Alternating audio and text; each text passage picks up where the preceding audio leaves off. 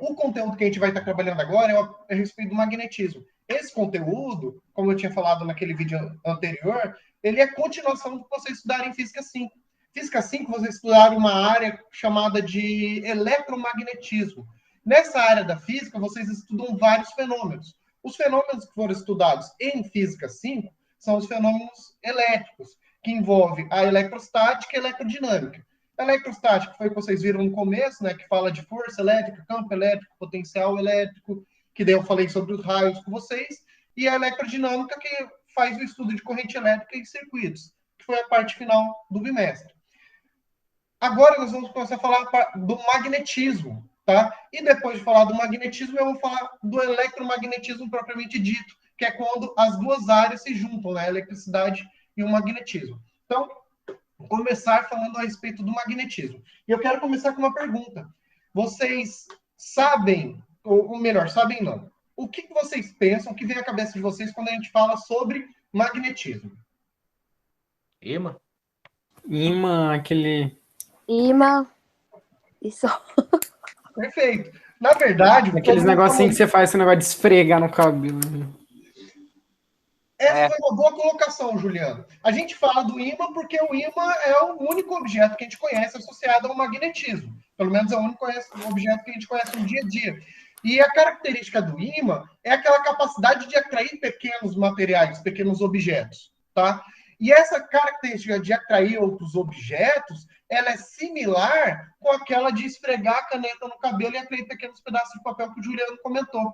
Só que aquela que você faz de esfregar a caneta no cabelo, ela é um fenômeno elétrico, tá? É um fenômeno da eletrização por atrito. Vocês lembram que eu comentei que é a força elétrica que está atraindo. No caso do ímã, é a força magnética, tá? São naturezas diferentes, porém então, são efeitos parecidos, tá? E vocês vão ver mais algumas similaridades entre o magnetismo e a eletricidade, tá?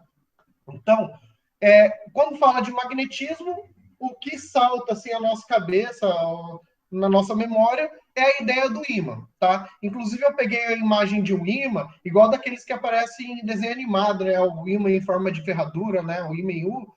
Existe esse tipo de ímã? Existe. Só que não é só isso que é ímã, tá? Outra coisa que lembra no estudo da eletricidade é quando você aproxima corpos que têm propriedades magnéticas. Ímãs, tá? Quando você aproxima ímãs, você vai ter um tipo de interação que se espera desse ímãs. Peraí, depois eu volto ali.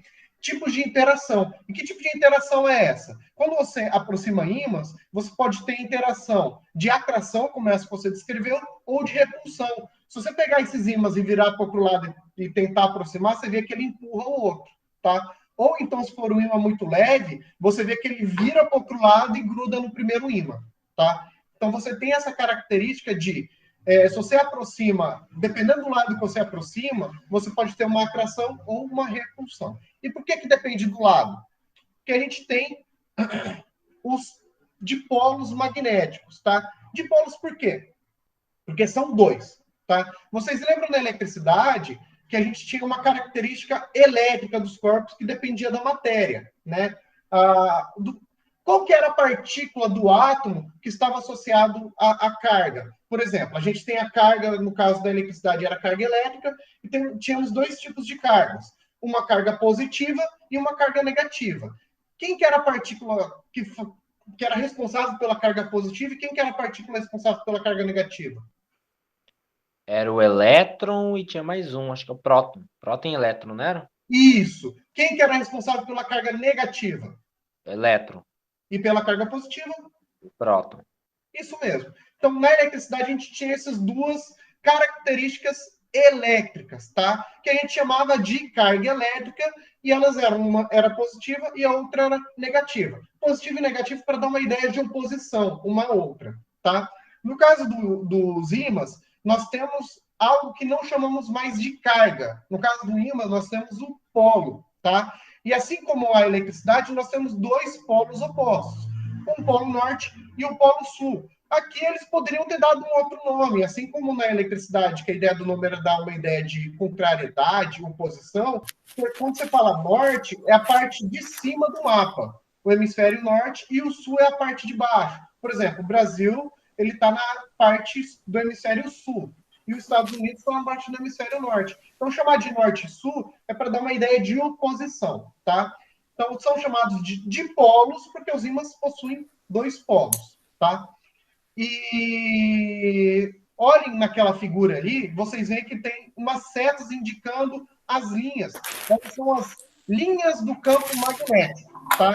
Então, pelo polo norte tem uma linha que sai e pelo polo sul tem uma linha que entra.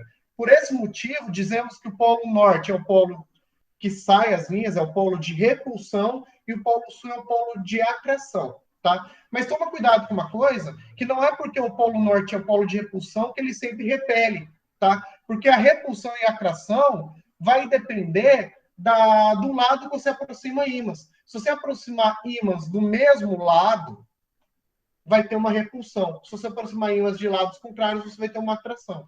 Igual no exemplo dessa outra figura. Ó. Se aproximar norte do sul, os 2 ímãs vão atrair, vão se grudar do jeito que o Juliano tinha comentado lá. Né? Se você soltar o ímã, eles vão bater um no outro. Se os ímãs tiverem um campo magnético muito intenso, eles podem bater com muita força. E se você aproximar polos iguais, por exemplo, sul com sul, aí um ímã vai empurrando o outro, porque o sul com sul vai repelir, tá? Uma característica que eu acho importante comentar é que quando você tem um ímã, não dá para você saber quem que é o polo norte e quem que é o polo sul, tá? Não saber só se você está aproximando ímãs com os mesmos polos. Por quê? Se eles tiverem polos iguais, um vai começar a empurrar o outro. Agora eu quero falar com vocês a respeito de domínios magnéticos. Entender essa questão do domínio magnético vai ajudar muito a vocês entender o porquê que existe o magnetismo na matéria, tá? O que são esses domínios magnéticos? Bom, primeiro a gente tem que falar o que causa a magnetização no corpo, tá? A característica magnética ela é inerente a uma propriedade inerente ao elétron, tá? Que propriedade é essa? É o spin. O spin, ele é uma característica da matéria, uma característica do elétron, tá? A palavra spin em inglês, ela significa giro, é como se fosse um giro, tá? Na prática, a gente já sabe hoje que não é necessariamente um giro, tá? Mas, para todos os efeitos, a gente pode meio que interpretar dessa maneira. Da forma como o elétron gira de um lado, você tem um spin que gera uma magnetização numa orientação, se ele girar para o outro lado, a magnetização é na outra direção, tá? A ideia do magnetismo tem a ver com essa característica do elétron chamado spin, tá?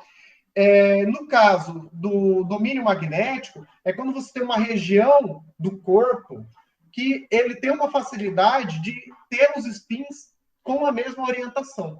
Então, você tem vários elétrons ali naquela região que vão ter o mesmo spin, tá? Então, ali, ele dá um exemplo, se vocês verem a figura, é uma agulha. Essa agulha, ela tem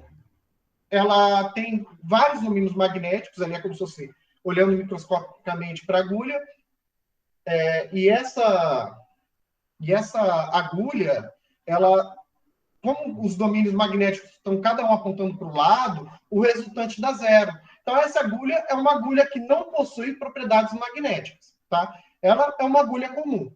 Agora, se você magnetizar essa agulha, isto é, se tornar ela um ímã e olhar os domínios magnéticos, todos os domínios magnéticos vão estar apontando na mesma direção. Então, embaixo seria a imagem microscópica dos domínios magnéticos da agulha, se ela estivesse se comportando como um ímã, tá? Então, a imagem de cima, a gente tem um corpo, um pedaço de metal, e embaixo você tem um ímã.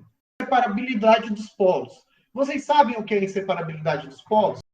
Essa é uma característica na qual a gente pode afirmar, isso é um princípio no qual os polos do ímã não podem separar. Então, pensa um ímã em formato de barra.